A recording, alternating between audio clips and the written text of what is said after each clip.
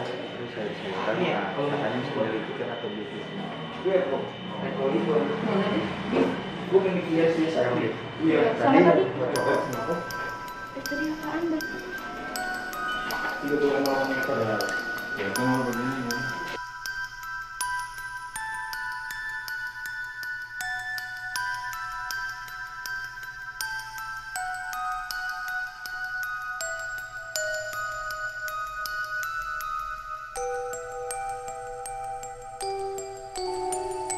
Selamat datang di channel Horror Millennial, channel yang membahas tentang hal-hal mistis, misteri, dan urban legend yang masih hidup dan dipercaya generasi milenial sampai sekarang. Halo Sobat Milenial, kembali lagi bersama gue Disa di Mantan Manis, Teman Setan Malam Kamis.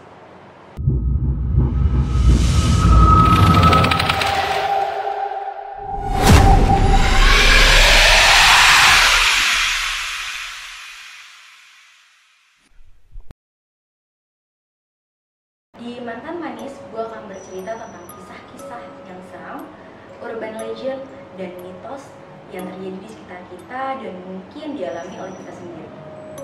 Kali ini kita akan membahas tentang tuyul, lelembut pesugihan yang suka mencuri. Tuyul adalah lelembut berwujud kerdil atau anak kecil yang kepala gundul yang dipercayai dapat mencuri uang untuk tuannya. Apakah itu nyata atau hanya ilusi semata? Mitos mengenai setan gundul pencuri uang ini sebenarnya sudah ada sejak tahun 1890-an. Antropologi bernama Clifford melakukan penelitian tentang lelembut di Mojokerto, Jawa Timur. Salah satunya hasilnya adalah mentek. Mentek ini diyakini sebagai leluhur tuyul. Sebelum beralih fase menjadi lelembut bernama gundul dan bermetamorfosis menjadi tuyul. Mentek diwujudkan sebagai laki-laki kerdil yang sering mencuri padi. Wujudnya berupa anak kecil, telanjang dengan wajah tua dan sangkat. Kenapa mencuri padi? Karena pada tahun 1900-an, padi masih menjadi alat tukar menukar. Mentek semakin menghilang ketika kemajuan teknologi semakin maju dan banyak persawahan yang dijadikan pabrik-pabrik dan perumahan. Dan sekitar tahun 1929 setelah krisis ekonomi besar terjadi istilah tuyul, mulai muncul dan kemudian menjadi populer di masyarakat Indonesia sebagai makhluk yang dapat membuat kaya majikannya dalam sekejap. Tuyul merupakan mitos yang banyak dipelajari oleh sejarawan karena masih dipercayai oleh masyarakat modern sampai sekarang. Tim cerita horor milenial mencoba menggali lebih dalam tentang mitos tuyul yang masih dipercayai di zaman milenial ini.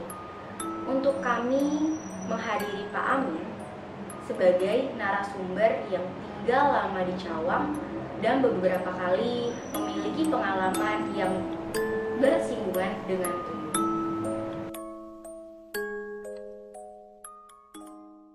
Halo Pak Amin, apa kabar? Alhamdulillah baik. Terima kasih udah mau jadi narasumber kami. Ya. Bapak udah tinggal di Cawang sudah cukup lama atau bagaimana? Saya tinggal di Cawang dari saya lahir tahun 1996. Ya, saya seumur hidup. Jadi 55 tahun. Oh, udah lama banget ya. Iya. Bisa diceritain nggak Pak, Cawang itu pada zaman dulu itu bagaimana? Di Cawang, di daerah kami, pada saat itu kita tinggal di daerah yang kebun ya. Artinya memang daerah ini adalah kebun-kebun, ada pohon salak, rambutan, durian, ya buah-buahan lah. Seperti itu. Banyak banget perkebunan ya berarti. Perkebunan, aren, ada informasinya di Cawang itu pernah ada mitos tentang tuyul ya Pak? Bisa diceritakan nggak Pak pada tahun 1980 itu?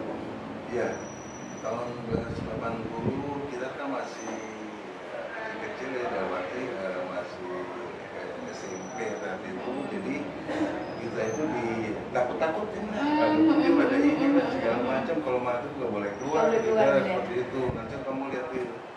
Jadi kebenaran memang Jadi adik-adik saya kan masih kecil-kecil, jadi pada saat itu melihat bahwa kondisinya memang saat itu dia mau melihat di pohon tuh melihat Oh, melihat ada tuyul. tuyul bergantung, mungkin ada satu Sosoknya seperti apa sih Pak? Kalau tuyul itu? kecil, Kecil. seperti kecil sekali, Seperti anak kecil. seperti anak kecil. Mukanya juga anak kecil atau? Dia botak, mulutnya kayak dibayangin seperti yang Oh ya, kayak di film-film juga ya bentuknya gitu ya. putih. Terus tuyul itu kata orang juga mencuri uang atau bagaimana pas di zaman di Cawang itu? Ya, sama banyak yang kehilangan gitu. Jadi di mana ya, siapa yang ambil ya, cari. Jadi kita sudon aja nih bahwa ada yang ambil, tapi kita menganggap kita ada ya ada makhluk gaib yang ngambil. Awal mulanya melihat dulu atau memang kehilangan dulu Pak? Kehilangan. Kehilangan Kan dulu. baru orang baru tahu kok ada ini nih.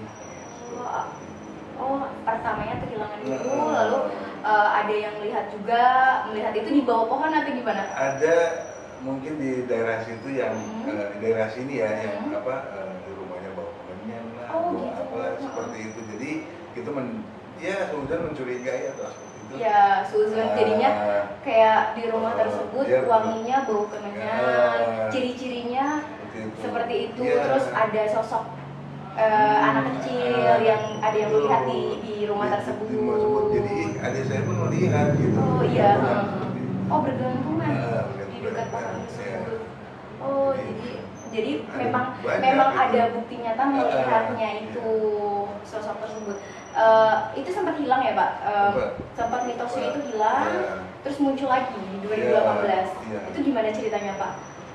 Itu memang hilang langsung hilang atau memang dibersihkan atau? Jadi kebenaran di sini mungkin bukan mungkin ya. Jadi ada orang sini kan orangnya taat, alim, gitu ya, berusaha untuk ya berdoa, mencari penangkalnya, ya mungkin Dibersihkan lah ya. Di rumah pun kalau orang dulu tuh pakai apa? Kacang hijau, Iya. pakai apa yang buat penangkal seperti itu. Jadi mungkin dari masyarakat sini pun menjaga masing-masing di keluarganya seperti itu. Karena meresahkan juga, kehilangan uangnya juga cukup lumayan ya. Iya. Jadi per kepala ada hilang, terus besoknya ada lagi gitu ya kehilangannya. Terus sempat hilang, dibersihkan, muncul lagi di 2018. Iya, 2018. Dengan cerita yang sama atau awalnya gimana bisa muncul? Jadi mungkin ada apa namanya makhluk lain, nggak tahu, tetapi secara apa namanya di satu keluarga itu sering kehilangan dan nilainya Cukup besar. enggak, kadang-kadang kecil, kadang-kadang besar, jadi sampai antisipasi diikat karet lah, apalah. Iya, karena mitosnya dulunya kan gitu, ya. gitu. Dia timbul lagi. Nimbul lagi, muncul lagi. Sampai ada satu keluarga yang benar-benar harus dibatasi nih, harus jaga nih. Harus pakai begini, kita doa ini. Jadi kalau misalkan dia datang masuk ke sini dengan ini, dia punya tanda bahwa dia yang ngambil nih. Sampai seperti itu. Dia nggak suzon juga ya Pak.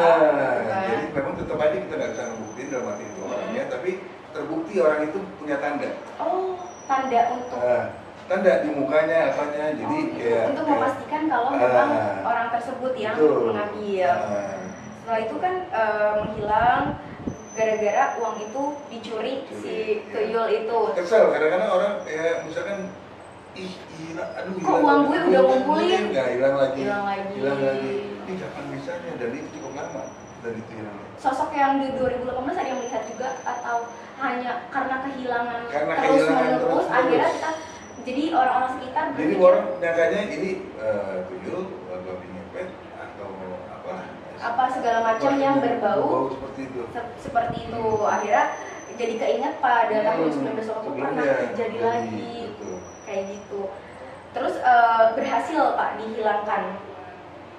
Berhasil setelah ada yang punya tanda, mungkin dia merasa terusik, ya udah mulai deh mengingatkan pelan-pelan. Kita juga di dalam lingkungan juga menjaga, memagari untuk tidak diambil lagi uangnya. Terus memakai doa segala macam. Ditambah juga banyak yang ya akhirnya hilang menjaga. Jadi ceritanya terlalu back lagi kan, Iya, kembali lagi ke belakang kembali ke lagi. 1940, Benar. jadi seuzon lagi dengan apa ya, dengan kecurigaan keluarga yang sama atau dengan orang yang berbeda juga? Berbeda, orang berbeda. Oh, Karena berbeda. yang dulu mungkin sudah Pergi, maksudnya udah pindah. sudah tua juga, udah mungkin udah meninggal atau cuma udah di situ mungkin ada orang atau keluarganya atau siapapun yang mungkin berhubungan dia masih turun temurun ya jadinya. Mungkin. Oh gitu, oke. Ya, kita juga nggak tahu, tapi pada intinya ya mirip seperti itu, kehilangan segala macamnya mirip seperti itu. Tapi ada tanda di situ di tubuhnya. Tandanya seperti apa, Pak? Kuning. Kalau ada wajah kuning, kena Auranya atau tamparan gitu. Oh. Dia kan dijaga di masing-masing rumah nih, ya kita jaga gitu ya. Dijaga dengan kita kehilangan. Kayak dipagerin ya. Pagerin, jadi kalau dia masuk ya kita pukul sendiri. Kepukul dengan berarti dipagerin dengan hal mistis ya, maksudnya dengan hal ya penjagaan, biar tahu penangkalnya lah. Ya penangkalnya akhirnya ketahuan karena dia nerobos masuk, akhirnya ada tamparan apa ya, kayak ada tanda, akhirnya ketahuan lah orang tersebut, akhirnya diusir atau gimana, Pak? Enggak, sekarang ini kita nggak pernah, karena kan takutnya jadi salah persepsi, salah paham. Terus juga akhirnya dia beransur ya nggak ada orang itu, dia mulai lagi hidup lagi, nggak ada lagi gitu. Tandanya itu orang awam yang memang tidak melihat itu juga melihat atau hanya kalau orang yang pintar mungkin dia lihat. Oh gitu. Orang yang punya ilmu, kemampuan untuk melihat mistik, dia pasti dia lihat gitu. Oh gitu, jadi hanya orang yang bisa punya kemampuan aja yang bisa melihat tanda tersebut. Benar. Ya kan itu berarti kan nggak ada bukti nyata ya daripada nanti suuzon. Betul. Jadi akhirnya didiamin aja, gimana cara warga menetralisir untuk tidak tuyul-tuyul itu masuk lagi. Oh seperti itu. Tapi kelihatan kok kayak gitu, kelihatan apa? Auranya kali ya. Sikapnya, sikapnya, kepanikannya. Gimana cara mereka jadinya ketakutan sendiri karena mereka melakukan kesalahan itu, ngambil uang karena juga uangnya juga cukup banyak ya yang diambil dan meresahkan warga juga. Oke, menarik juga ya Pak. Berarti makasih banyak ya Pak informasinya, cukup memberikan informasi gambaran kalau tuyul itu berbentuknya sama seperti anak kecil, botak ya Pak. Terus penangkal juga dari warga sendiri berusaha untuk membersihkan karena merasa resah akhirnya dibersihkan. Sebenarnya mereka nggak mau suuzon, akhirnya mereka melakukan penangkalan dan hanya orang-orang tertentu yang bisa melihat tamparan tersebut yang warna kuning itu ya, simbol lah intinya. Tapi akhirnya si tuyul itu hilang lagi. Kayaknya cukup sekian. Terima kasih banyak informasinya Pak. Terima kasih udah mau jadi narasumber kami. Apakah itu nyata atau hanya ilusi semata?